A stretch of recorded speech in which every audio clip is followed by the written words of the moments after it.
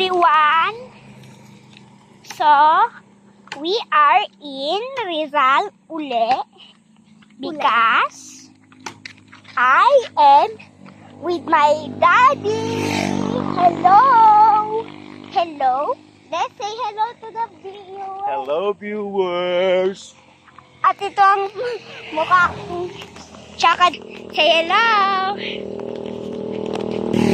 Shy lang siya dahil meron siyang anak.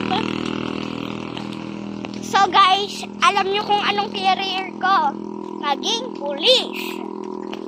So kung sino mga kaklase ko nanonood sa akin mga vlogs, please mag-like and subscribe mga kaklase ko. So, nandito tayo sa Rizal. Meron ditong mga parang bikes, mga tricycle, jeep, mga matataba na tao, mga tsaka. Aray! Ikaw yung tsaka. Tsaka daw ka. At mga pizza. At kung ano-ano pa.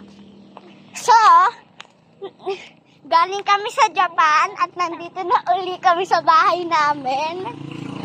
And yung nag-upload doon, dahil ibang bansa, baka ako ma-report. At Russia ako, Russian. Okay, hindi ako Pilipino, tae ka. Punong Pilipino ka, purong-puro. So, with my accent, I am just gonna do this video by walk. So, here. Magsimba tayo dito. Samba sila na. Wag. Ano, hawak mo ang bita.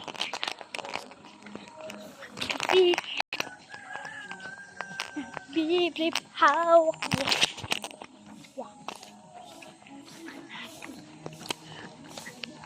Di ba ganun yung ante?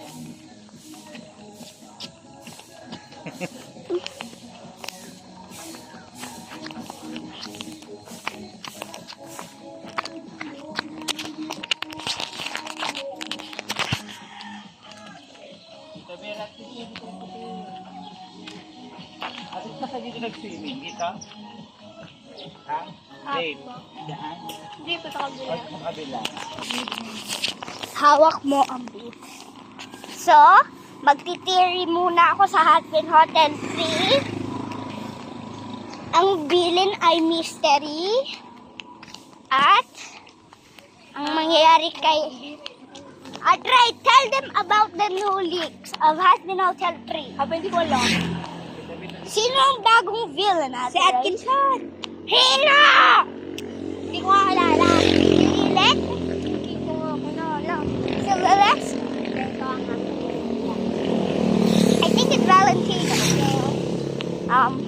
Alistair?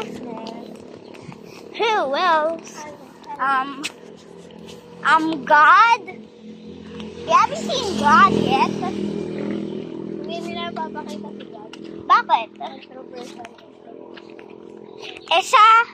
Nakita natin lang siya isang beses sa, ano ba yun, sa Husband Hotel AU. Doon lang nakita natin siya. Baka siya talaga mag-release. So, guys, waiting for that. May tractor mo. At ang Husband Hotel 4 ay baka pa-release natin ang mga movie. Kasi yung ano manak, yan mo na yan. Hawak. Huwag mo yan. New villains. So, we are almost there, but I'm gonna stop. Bye!